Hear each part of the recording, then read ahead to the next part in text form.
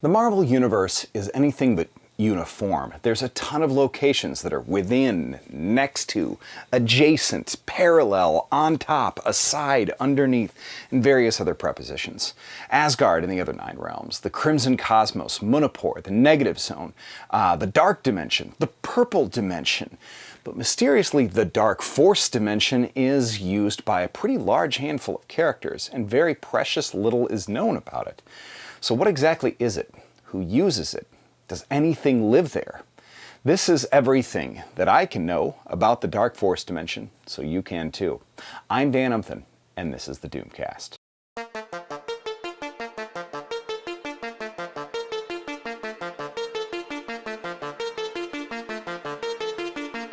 Thanks again for checking this out, and do me a favor, hit subscribe and the bell. I make about one of these videos a week. They're all great, so please don't miss even one.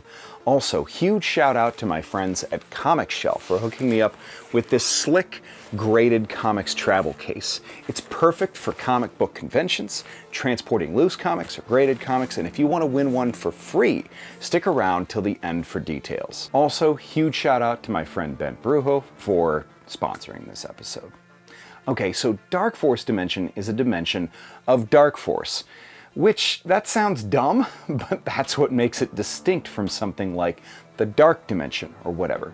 Which the Dark Dimension is the habitat of the extra-dimensional Faltine, creatures like Umar, Dormammu, and Doctor Strange's wife Clea. That's just dark.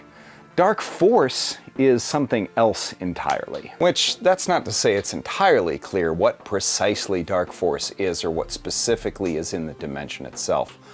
Other than a few things. Dark Force is not like regular darkness, but more like the negation of light.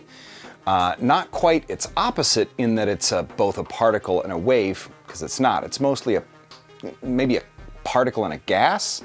Technically, it's usually massless and formless.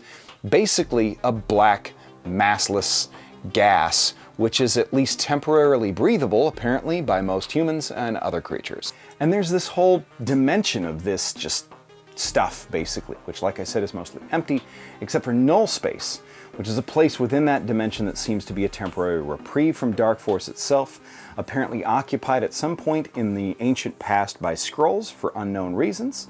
It's home to the Tree of Shadows, a thing that holds amulets that raptors, like Darkhawk, remember him? Wings switches places with a robot armor that's slightly shorter than him, guy named Chris Powell. Anyway, other than that thing, the Darkforce Dimension is pretty well empty as near as anyone can tell. But it does have some inhabitants. It came to light, pun heavily intended, in Avengers 274 and 275, in which the villain Blackout trapped Captain Marvel, Monica Rambeau, within the source of his power, the Darkforce Dimension. And she, being powered by light, as you can imagine, had a pretty terrible time escaping until she got out via Shroud's cloak, who's another villain who uses Darkforce. Probably the most well-known Darkforce user in Marvel Comics is Cloak of Cloak and Dagger, who uses his powers and the power of his cloak, itself connected to the dimension, is a sort of waypoint.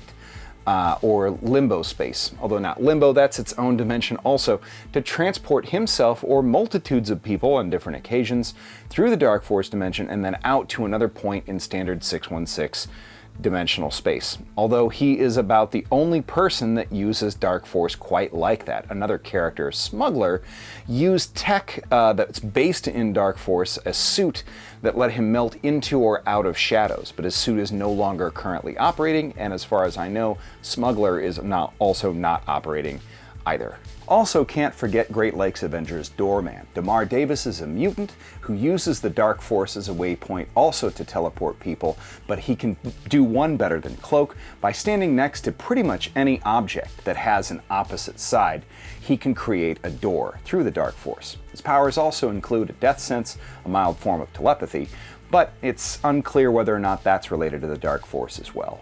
Others, like Shroud, who we mentioned earlier, they can summon formless, gaseous Dark Force at will, which is something that I can usually do after a big Thanksgiving meal. But that Dark Force appears as a cloud of smoke. Its quasi-draining effects on life force and light. Blackout and Darkstar are also both able to form what appear to be mass-bearing, almost construct-like Dark Force items, with the same general properties. But basically, the stronger the Darkforce user, the more mass their Darkforce fields seem to carry, and the more dangerous they can be. And that skill can be augmented by tech or magic, like Cloak's Cloak, or the Darkhold, the latter of which was used by Zemo in Secret Empire to amp up Blackout's powers to cover most of Manhattan in an impenetrable Darkforce Dome, while most of the residents of Manhattan, including Doctor Strange and Kingpin and others, were all trapped within it.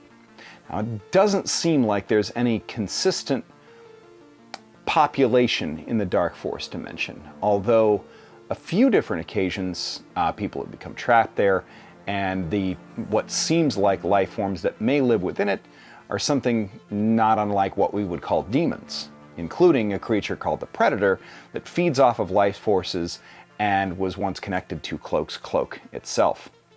Now, while it's definitely limited and underused, Darkforce is a unique and fearsome part of Marvel lore that pops up now and again, usually with strange and terrible consequences. Thanks everybody for watching. Now, that comic shell.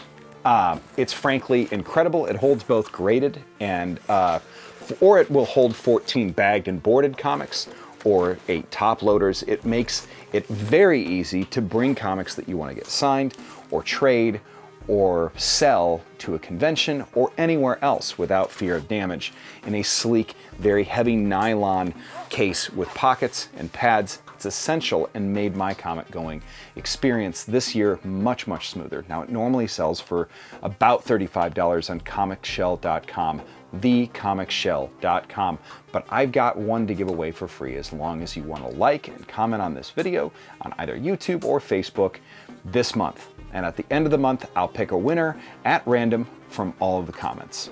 That's thecomicshell.com. and the Comic Shell on Facebook and Instagram. Thanks again for watching, and thanks to Ben Brujo for sponsoring this episode once again. We'll see you again next week.